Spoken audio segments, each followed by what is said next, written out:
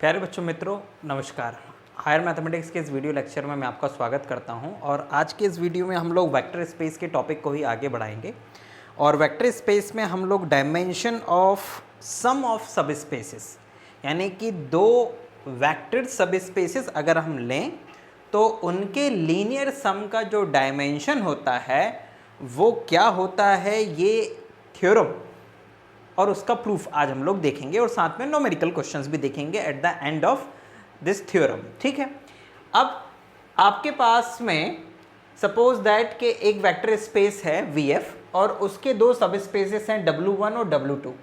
ये उनका लीनियर सम और इसका जो डायमेंशन है वो इज इक्वल्स टू होता है dimension of W1 plus dimension of W2 minus dimension of W1 intersection W2। ये हम लोगों को बेसिकली प्रूफ करना है। स्टेटमेंट आपको बुक में मिल जाएगा, हिंदी मीडियम वाले हिंदी में लिख लेना, इंग्लिश मीडियम वाले इंग्लिश में। मेन चीज़ है मैथमेटिकल टर्म्स कि वो चीज़ आपको समझ में आ जाए कि कैसे हम लोग प्रूफ कर रहे हैं इसको। और जो लैंग्वेज होगी बीच में, पूरी लैंग्वेज में मैं नहीं लिखवाऊंगा, आपको बीच में बताते जाऊंगा हिंदी और इंग्लिश दोनों में। तो जब आप इस प्रूफ को लिखें तो आप खुद लैंग्वेज बीच में लिख लीजिएगा अपने प्रूफ में और एक अच्छा सा नोट्स बना लीजिएगा इसका प्रूफ का। मैं आपको वो सारी चीज़ें समझा देता हूँ यहाँ पे जो आपकी बुक में है, लेकिन आपको समझने में दिक्कत होती है। तो लेट्स प्रूव दैट थ्योरम। इस थ्योरम को प्रूफ करने के लिए सबसे पहले आप इस राइट हैंड साइड पर आइए और राइट हैंड साइड पे इन सभी के लिए जो जो चीज़ों की आपको ज़रूरत है वो सारी चीज़ें लेना शुरू करिए। फॉर एग्जाम्पल, आप लोगों को पता है कि डायमेंशन किसी भी वेक्टर स्पेस के लिए या सब स्पेस के लिए होता क्या है। वास्तव में डायमेंशन का मतलब ये होता है कि अगर हम उस वेक्टर सबस्पेस या स्पेस का एक बेसिस लें, बेसिस एक सेट होता है, उसी का ही सबसेट होता है जो कि लीनियरली इंडिपेंडेंट होता है और उसको जनरेट करता है। ठीक है, और उस सबसेट में जितने एलिमेंट्स होते हैं वही उस या बेसिस में, उस सबस्पेस के बेसिस में जितने एलिमेंट्स होते हैं वही उसका डायमेंशन होता है, उस सबस्पेस का या स्पेस का। ये डायमेंशन की डेफिनेशन है। Now moving to what proof of this theorem. इसके लिए सबसे पहले आप क्या करिएगा, लेट, शुरुआत हम लोग यहां से करेंगे, let dimension of W1 intersection W2 is equals to K। मान लीजिए कि dimension of W1 intersection W2 is equals to K है। Then there exists a basis for W1 intersection W2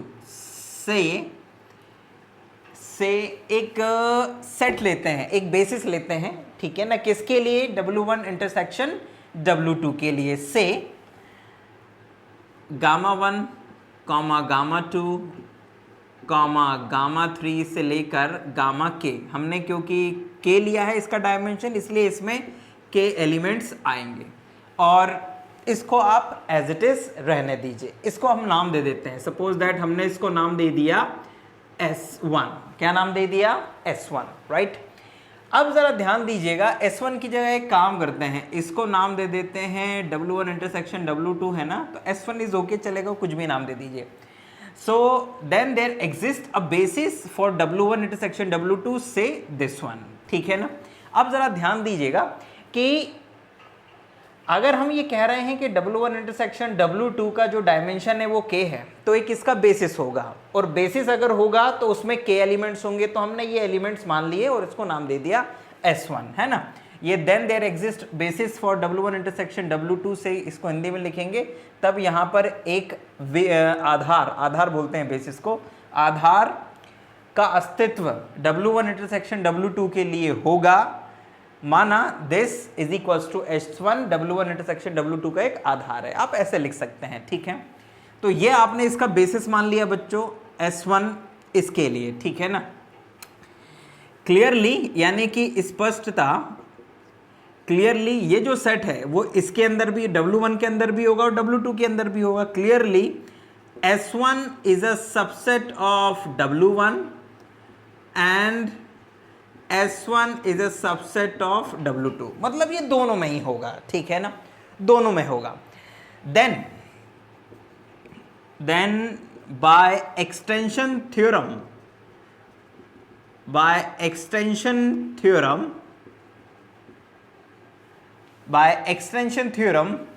S1, ध्यान रहना S1 क्योंकि बेसिस है तो वो लीनियरली इंडिपेंडेंट भी होगा और इस W1 इंटरसेक्शन W2 को जनरेट भी कर रहा होगा। तो हमने जो एक्सटेंशन थ्योरम पढ़ रखी है उस एक्सटेंशन थ्योरम से हम इस S1 को एक्सटेंड कर सकते हैं और W1 और W2 के लिए नए बेसिस बना सकते हैं। तो आइए उनके बेसिस बना लेते हैं। Then by extension theorem S1 can be extended as basis for W1 and W2 respectively। ठीक है ना, यानी कि हम बारी बारी से इस X1 को एक्सटेंड करके विस्तृत करके W1 और W2 के लिए बेसिस बना सकते हैं। Let us suppose let S2 is equals to, मान लो हमने इसको एक्सटेंड करा और बनाया gamma 1 gamma 2 dash dash gamma k comma alpha 1 alpha 2 dash dash alpha n। ठीक है ना, ये हमने बना लिया एक, okay, this one. And S3 is equals to gamma 1 gamma 2 dash dash gamma k comma beta 1 beta 2 and dash dash beta m। ठीक है, यानी कि ये हमने दो सेट्स बना लिए। मान लो कि ये जो S1 है ये हमने इसको जब एक्सटेंड करा तो एक काम करो, इसको केवल S ले लो, इसको S ले लो, इसको ले लो S1, इसको ले लो S2, ताकि वो W1 और W2 के बेसिस को याद रखने में दिक्कत ना जाए, है ना, या फिर ये जो सिंबल्स हैं इनमें दिक्कत ना जाए।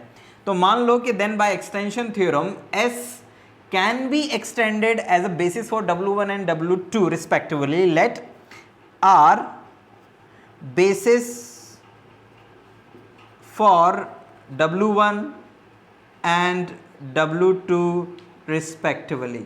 दैट इज, अर्थात माना कि ये दोनों बेसिस हैं, अर्थात S1 LS1 is equals to W1, LS2 is equals to W2 and S1 and S2 are linearly independent. S1 and S2 are linearly independent. Now this implies that क्योंकि ये basis है तो डायमेंशन ऑफ W1 बराबर क्या होगा भाई, जितने भी एलिमेंट S1 में होंगे वो उसका डायमेंशन होगा, मतलब कि K प्लस N। ठीक है ना, K प्लस N हो गया। एंड डायमेंशन ऑफ W2 बराबर कितना हो जाएगा, this is K plus M हो गया ये। Now this implies that dimension of W1 plus, dimension of W1 plus dimension of W2 minus dimension of W1 intersection W2 is equals to, जरा ध्यान दीजिएगा, is equals to भाई dimension of W1 कितना है, कहना सर K प्लस N है, K plus N है, plus dimension of W2 कितना है, कहना सर K प्लस M है, minus dimension of W1 intersection W2 कितना है, कहना सर K था क्योंकि K एलिमेंट थे इसमें। तो ये एक K से एक K काट दो और आपके पास में आ जाएगा, what is, you will get, it is N plus M और प्लस K। मतलब कि इसकी वैल्यू आ गई है N plus M plus K, right. ये इस पूरे की वैल्यू आ गई है, मतलब ये राइट हैंड साइड की वैल्यू आ गई है N plus M plus K। मतलब कि हमें कंप्लीट प्रूफ हो जाए उसके लिए ये दिखाना पड़ेगा कि ये जो लेफ्ट हैंड साइड है ना इसका dimension N plus M plus K है। अब इसको कैसे दिखाओगे, बहुत आसान सी चीज़ है, बहुत ईजी है। तो यहाँ पर लिख देना कि we will conclude our proof by showing that dimension of W1 plus W2 is equals to K not K N plus M minus K, ठीक है ना। मतलब हम अपना जो प्रूफ है, ये प्रमाण है, उसको पूर्ण करेंगे ये दिखाकर के dimension of W1 plus W2 is equals to N plus M plus K के बराबर है, ठीक है। तो इसका मतलब ये हुआ, अगर हम ये कहना चाह रहे हैं कि भाई इसका डायमेंशन इसके बराबर है, तो इसका मतलब ये हुआ कि एक बेसिस होगा W1 और W2 के लिए जिसके अंदर N plus M plus K elements होंगे और जो लीनियरली इंडिपेंडेंट भी होगा, मतलब बेसिस है तो ये दोनों चीज़ें होंगी, ठीक है ना। अब आइए ज़रा इसको और आगे बढ़ाते हैं। तो ये चीज़ हो गई। लेट एक सेट लेते हैं, लेट S3 या इसको एक काम करो, let S dash is equals to, इसके अंदर आप सारे एलिमेंट्स ले लो। कौन कौन से? ये भी ले लो, अल्फाज भी ले लो, बीटाज भी ले लो और गामाज भी ले लो। यानी कि इसमें आप लिखिएगा गामा 1, गामा 2 से लेकर गामा K, अल्फा 1 से लेकर अल्फा N और कॉमा बीटा 1 से लेकर बीटा M तक के element. Let S dash is equals to this one. Okay, we will show that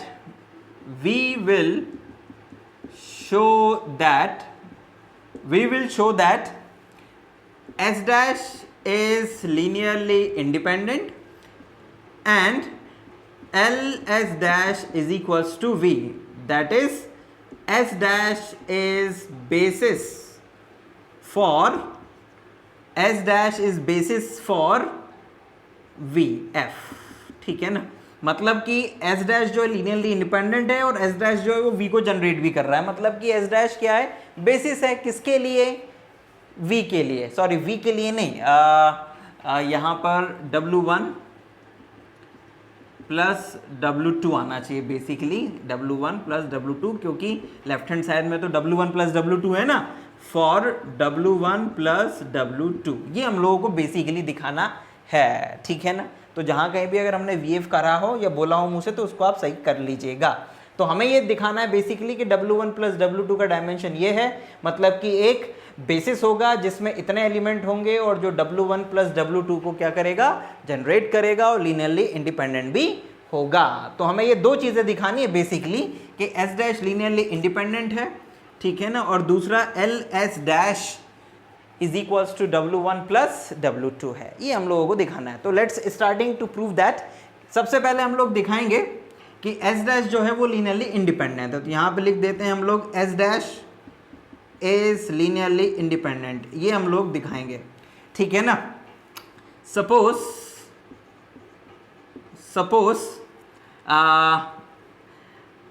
B1 dash dash dash BM, A1 dash dash AN और comma C1 dash dash CK belongs to F such that, माना कि ये कुछ scalars हैं और इस प्रकार हैं कि C1 gamma 1, C2 gamma 2 plus dash dash CK gamma K plus A1 alpha 1 A2 alpha 2 plus dash dash dash AN alpha N plus B1 beta 1 plus dash dash BM beta M is equals to 0। इसको आप कह दीजिए क्या? इसको फिलहाल तो आप इतना ही रहने दीजिए, इसको आप चाहो तो 1 कह दो, ठीक है ना, इसको आप 1 कह दो, राइट। अब ज़रा ध्यान दीजिएगा कि ये हमने एक एक्सप्रेशन बना ली है। लीनियरली इंडिपेंडेंट होने के लिए, इस S डैश को लीनियरली इंडिपेंडेंट होने के लिए हमें ये बताना पड़ेगा कि ये जितने भी कॉन्स्टेंट्स हैं, स्केलर्स हैं, ये सारे क्या हैं? 0 है, ठीक। तो इसको एक्सप्रेशन 1 नाम दे दो। अब इस एक्सप्रेशन की मदद से बच्चों हम लोग क्या लिख सकते हैं? हम लोग लिख सकते हैं this implies that B1 beta 1 plus B2 beta 2, ठीक है ना, B2 beta 2 plus dash dash BM beta M is equals to, minus लगाओ, C1 gamma 1 dash dash CK gamma k plus alpha 1 sorry A1 alpha 1 plus dash dash AN alpha n bracket close. मतलब हमने क्या करा, ये betas को यहाँ पर रखते हुए बाकी सारी जितनी भी चीज़ें थे उनको राइट हैंड साइड में ले गए, तो अपने पास में ये एक्सप्रेशन नंबर 2 आ गई है। अब इस एक्सप्रेशन नंबर 2 को ध्यान से देखो कि इसके जो राइट साइड में लिखा हुआ है ये सब क्या है, ये हैं गामास और अल्फास, और उनका एक लीनियर कॉम्बिनेशन बना है। तो जो गामास थे और जो अल्फास थे वास्तव में वो किसके लिए बेसिस थे, वो बेसिस थे W1 के लिए। तो इसका मतलब ये हुआ कि ये वाला जो एलिमेंट है, ये वाला एलिमेंट, ये किसका एलिमेंट होगा, ये एलिमेंट हो जाएगा W1 का। लेकिन ये किसके बराबर है, ये बराबर है B1 beta 1 plus B2 beta 2 plus dash dash BM beta M के। तो इसका मतलब ये हुआ कि ये एलिमेंट जो कि W1 का है और जो कि इसके बराबर है, ये एलिमेंट भी किसके अंदर आ जाएगा, W1 के अंदर आ जाएगा। मतलब कि ये एलिमेंट भी W1 के अंदर है और ये एलिमेंट भी W1 के अंदर है। लेकिन ये जो एलिमेंट है ये तो किसका एलिमेंट है भाई, ये beta 1 beta 2 beta M basically किसके एलिमेंट्स हैं। कहना सर ये तो जो है वो तो S2 के एलिमेंट है, और जो S2 है वो तो किसका बेसिस है, वो तो W2 का बेसिस है। और ये जितने भी एलिमेंट है बीटास, ये तो प्योरली किसके अंदर हैं, ये तो प्योरली W2 के ही अंदर हैं, क्योंकि जो कॉमन एलिमेंट है दोनों के अंदर, वो कॉमन एलिमेंट तो ये गामास हैं, और ये कंप्लीटली W1 में है और ये कंप्लीटली W2 में है, और ये इसके इक्वल है। तो इसका मतलब ये हुआ कि ये जो एलिमेंट है ये W2 का है। इट मीन्स दैट कि ये एलिमेंट भी क्या हो गया, W2 का हो गया, दोनों क्योंकि आपस में बराबर है। भाई ये W1 के अंदर भी आ गया और W2 के अंदर भी आ गया है, मतलब कि कॉमन एलिमेंट है, राइट, कॉमन एलिमेंट है ना, क्योंकि ये एलिमेंट W1 का इज इक्वल्स टू ये इसके, मतलब ये भी W1 का, लेकिन ये एलिमेंट है W2 का, तो ये एलिमेंट भी W2 का हो गया। इट मीन्स ये जो चीज़ है ये बेसिकली कॉमन एलिमेंट है किसके लिए, W2 के लिए और W1 के लिए। तो ये चीज़ आपको शब्दों में लिख देनी है। ध्यान दीजिएगा, since C1 gamma 1 plus dash dash, ये भले ही माइनस लगा लीजिए, CN या CK gamma k plus A1 alpha 1 plus dash dash alpha N AN, ये किसका एलिमेंट है, ये W1 का एलिमेंट है, क्योंकि ये जो बेसिस है अल्फास और गामास, ये W1 का बेसिस है, इसलिए उनका लीनियर कॉम्बिनेशन अगर बनाएंगे तो जो एलिमेंट बनेगा वो भी W1 का बनेगा। तो इसका मतलब ये हुआ, this implies that B1 beta 1 plus dash dash BM beta M is also belongs to W1। तो इसका मतलब ये हो गया कि ये एलिमेंट, क्योंकि भाई इसके इक्वल में ही है ना ये, तो इसका मतलब ये एलिमेंट भी किसके अंदर होगा, W1 के अंदर होगा बाय 2, ठीक है ना, बाय 2। ये एलिमेंट भी W1 के अंदर हो जाएगा, but beta 1 beta 2 dash dash beta M belongs to what, belongs to W2। लेकिन ये जो एलिमेंट्स हैं ये तो W2 के एलिमेंट्स हैं। तो इसका मतलब ये हुआ, this implies that B1 beta 1 plus dash dash BM beta M belongs to W2। तो इसका मतलब ये हुआ कि ये जो कॉम्बिनेशन है, लीनियर कॉम्बिनेशन, ये W2 का एलिमेंट होगा। क्यों, क्योंकि W2 सब स्पेस है, इसलिए ये लीनियर कॉम्बिनेशन भी W2 के अंदर आ जाएगा। तो अगर हम ध्यान दें कि इससे और इससे, इसको नाम दे दीजिए 3, इसको नाम दे दीजिए 4, तो बाय 3 and 4, बाय 3 and 4 से क्या निष्कर्ष निकलता है कि beta 1 B1 plus B2 beta 2 plus dash dash m beta m belongs to W1 intersection W2। तो ये क्या हुआ बेसिकली, ये जो एलिमेंट बन रहा है ये एलिमेंट है वास्तव में, इसको लीनियर कॉम्बिनेशन ना समझते हो आप, एलिमेंट समझिए। तो ये एलिमेंट क्या हुआ, W1 इंटरसेक्शन W2 के अंदर है, लेकिन W1 इंटरसेक्शन W2 का बेसिस क्या था, वो केवल गामास थे। तो इसका मतलब ये हुआ कि इस एलिमेंट को उन गामा के लीनियर कॉम्बिनेशन के रूप में भी लिखा जा सकता है,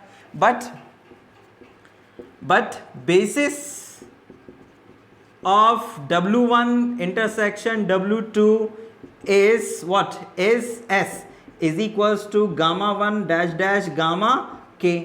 लेकिन W1 इंटरसेक्शन W2 का बेसिस तो ये है, तो इसका मतलब ये हुआ, दिस इंप्लाइज दैट कि B1 beta 1 plus B2 beta 2 plus dash dash BM beta M is equals to इसका लीनियर कॉम्बिनेशन, क्योंकि बेसिस तो ये है, तो इसके बेसिस के लीनियर कॉम्बिनेशन के रूप में इसके किसी भी एलिमेंट को लिखा जा सकता है।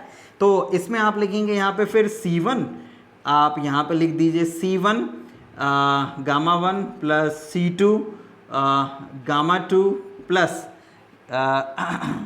डैश डैश C के गामा के, है ना। मतलब ज़रूर नहीं है कि C हो, आप कुछ भी ले सकते हैं, आप चाहो तो D1 ले लो, D2 ले लो, यहाँ पे D1 ये D2 और यहाँ पे लिख दीजिए आप DK, कोई भी ले लीजिए। मतलब लीनियर कॉम्बिनेशन बनाना है आपको, स्केलर तो कुछ भी हो सकते हैं, क्योंकि ये स्पेसिफिक एलिमेंट के लिए स्केलर्स कुछ भी हो सकते हैं। तो ये हो जाएगा, इसका मतलब ये हुआ कि this is B1 beta 1 plus dash dash BM beta M minus D1 gamma 1 plus D2 gamma 2 plus DK और gamma K is equals to 0। तो इसका मतलब ये हुआ भाई कि ये linear combination is equals to 0 हो गया। अब ज़रा ध्यान दीजिएगा कि ये जो बीटाज हैं और गामाज हैं ये W2 का बेसिस है ना, और ये एक लीनियरली इंडिपेंडेंट सेट है। तो इसका मतलब ये हुआ, this implies that B1 comma B1 dash dash BM comma D1 comma D2 dash dash DK is equals to 0। आप चाहो तो लिख दीजिएगा, बिकॉज ये बीटास और गामास आर लीनियरली इंडिपेंडेंट, ये इंडिपेंडेंट वेक्टर्स हैं। तो ये सब क्या हो जाएंगे, ये सारी वैल्यूज जो हैं वो 0 हो जाएगी, बेसिकली जितने भी स्केलर्स हैं वो 0 हो जाएंगे। और अगर आप ये कह रहे हैं कि B1 से लेके BM पूरे 0 हैं, तो इसका मतलब ये हुआ कि B1 बीटा 1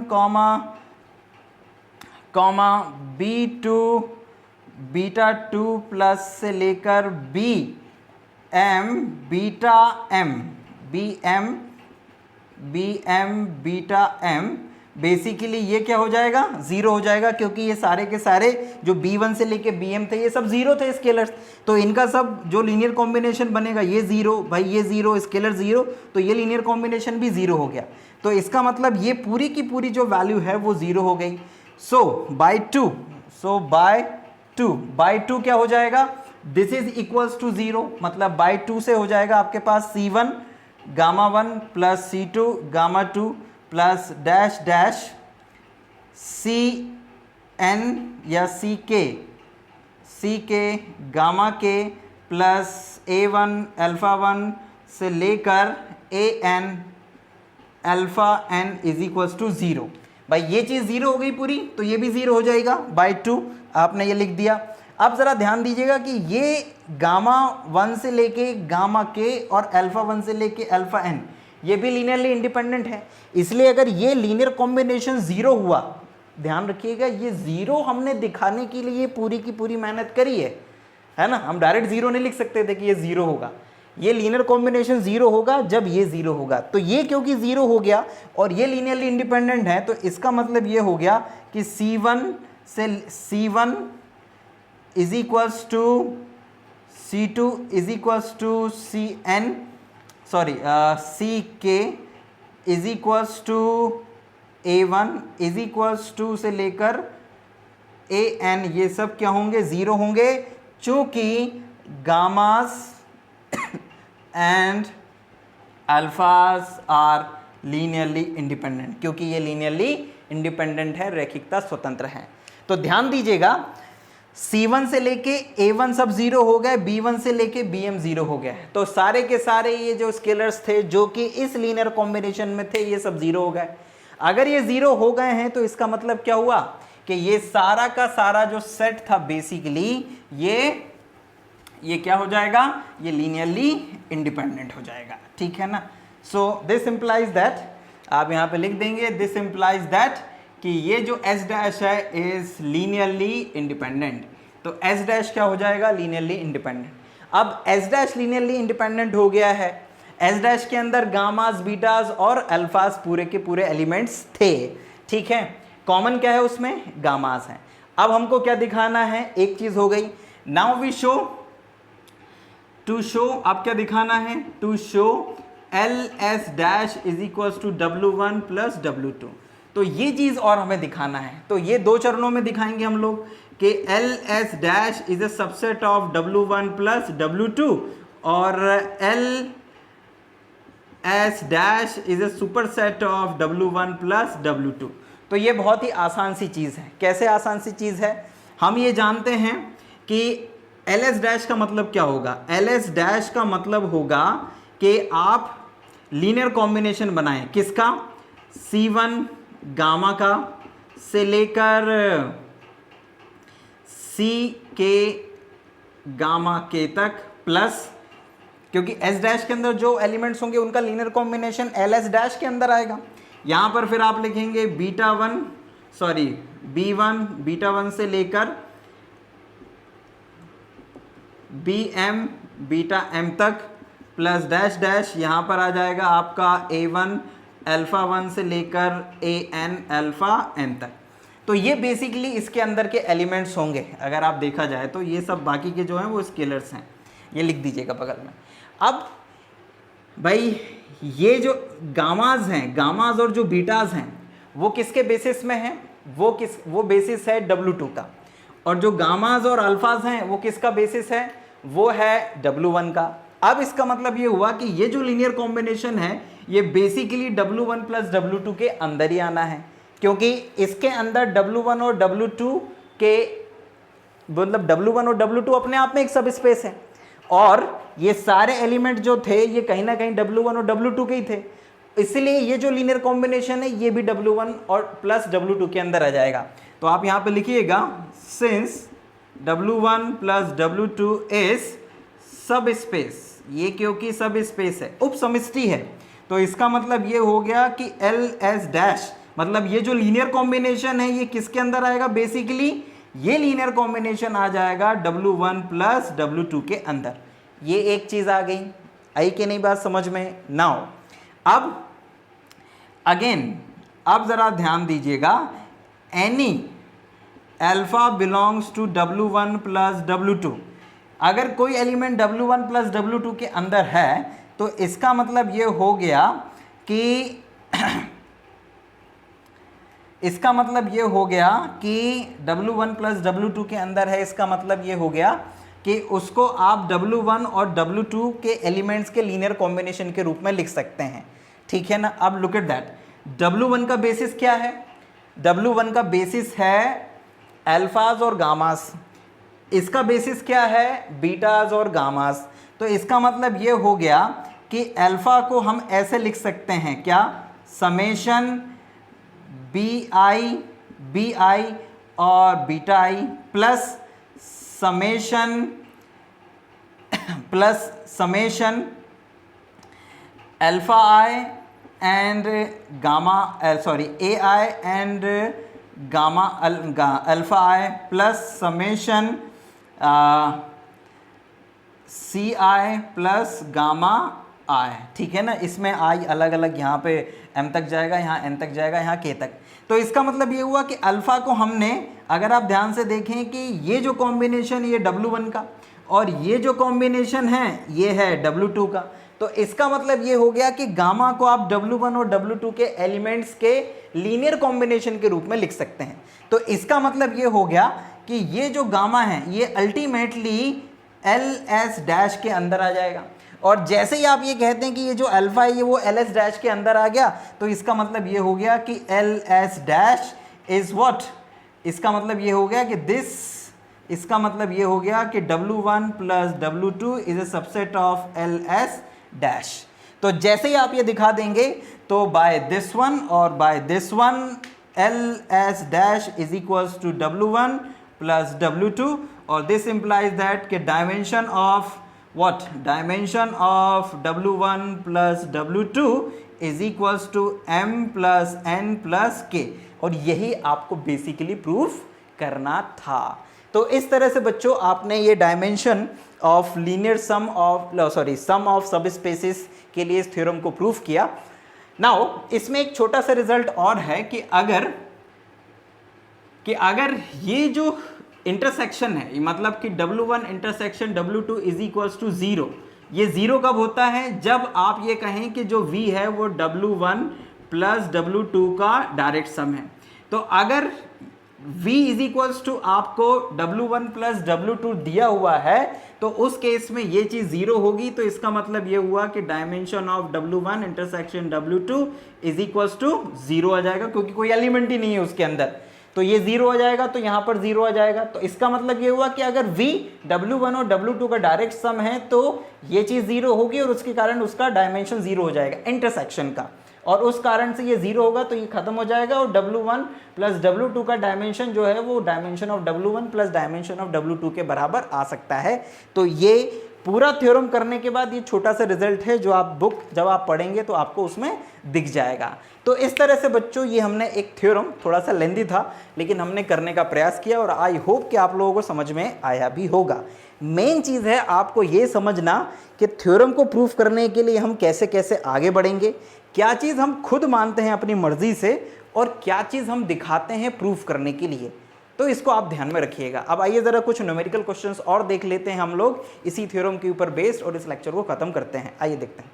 तो स्टूडेंट्स मान लीजिए कि हमारे पास में दो सब स्पेसेस हैं, W1 एंड W2 आर सब spaces of finite dimensional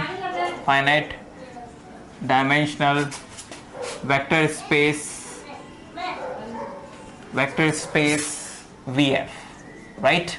Then dimension of W1 plus W2 is equals to, students, is equals to dimension of W1 plus dimension of W2 minus dimension of W1 intersection W2, ठीक है ना। और यही क्या कहते हैं special case बन जाता है। क्या स्पेशल केस बन जाता है कि अगर W1 plus direct sum of W2 हो तो इसका जो डायमेंशन है, राइट, इसका जो डायमेंशन है that is equals to dimension of W1 plus dimension of W2 होता है। क्यों होता है? क्योंकि डायरेक्ट सम के लिए हम लोगों ने ये रिजल्ट पढ़ा है बच्चों कि अगर W1 और W2 का डायरेक्ट सम हम ले रहे हैं, ठीक है ना, and that is equals to V, यानी इफ V1 इज W1 और W2 का डायरेक्ट सम है तो उस केस में W1 इंटरसेक्शन W2 हमेशा किसके, 0 के इक्वल होता है स्टूडेंट्स। तो यही रिजल्ट यहां पर आ जाता है क्योंकि this result will be the 0, है ना। तो यहाँ पर स्टूडेंट्स टू सबस्पेसेस थे फाइनाइट डायमेंशनल वेक्टर स्पेस के। तो यहाँ पर स्टूडेंट्स हम लोगों ने ये देखा कि एक इंपॉर्टेंट रिजल्ट है हमारे पास कि dimension of W1 plus W2 is equals to dimension of W1 plus dimension of W2 minus dimension of W1 intersection W2। अब इसको स्टूडेंट्स आप लोग एक एग्जाम्पल की मदद से समझने की कोशिश करिए, व्हाट है ना, प्रैक्टिकल है, it's a practical example. For example मान लीजिए स्टूडेंट्स कि हमारे पास में एक 3 डायमेंशनल वेक्टर स्पेस है V3F, और उसके दो सब स्पेसेस ले लें हम लोग। W1 is equals to suppose that A00 such that A belongs to R, और एक W2 हम लोग ले लें students. W2 is equals to students 0 a b such that a comma b belongs to R.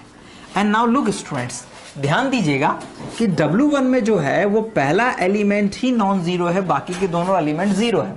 It means that कि ये W1 जो है ये वन डायमेंशनल वेक्टर स्पेस है, और जो दूसरा है उसमें लास्ट के दो एलिमेंट यानी कि सेकंड और थर्ड कोऑर्डिनेट जो है वो नॉन जीरो है, पहला हमेशा जीरो है.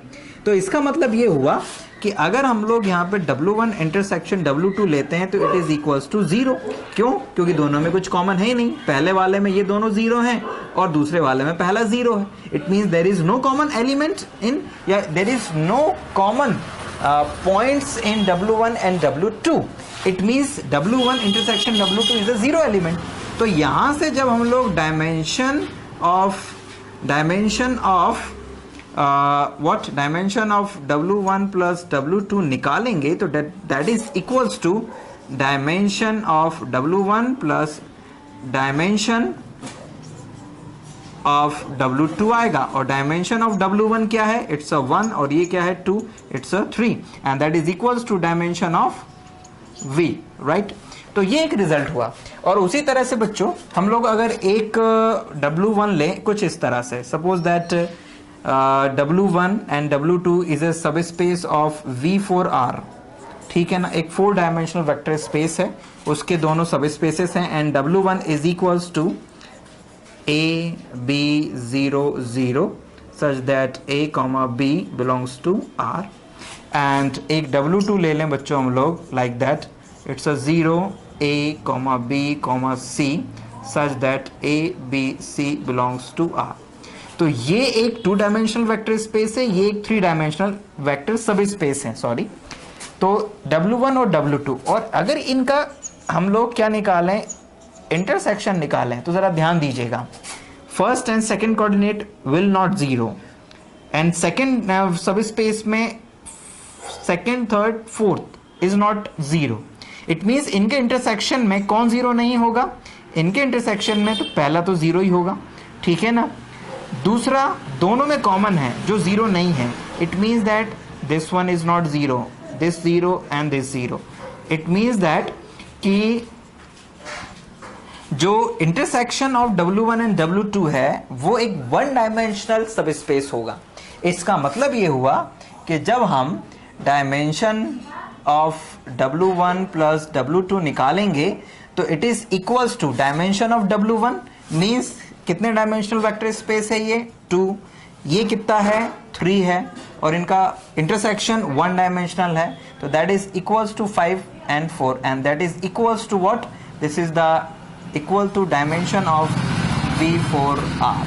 यानी कि dimension of W1 plus W2 is always dimension of what? VF यानी कि वेक्टर स्पेस. इफ और अगर ये डायरेक्ट सम होता है W1 और W2 का, कौन? V, तो हमेशा क्या कहते हैं, ये जो इंटरसेक्शन वाला सेक्शन है इट इज ऑलवेज जीरो. तो एक छोटा सा रिजल्ट था. इट्स अ डायमेंशन ऑफ सब स्पेसिस, सम ऑफ सब स्पेसिस. ठीक, तो इसको थोड़ा सा समझना था, दैट्स व्हाई हम लोगों ने एक छोटे से टॉपिक के ऊपर डिस्कशन किया. हम वेक्टर स्पेस में अगले टॉपिक में फिर जल्दी आपके सामने होंगे.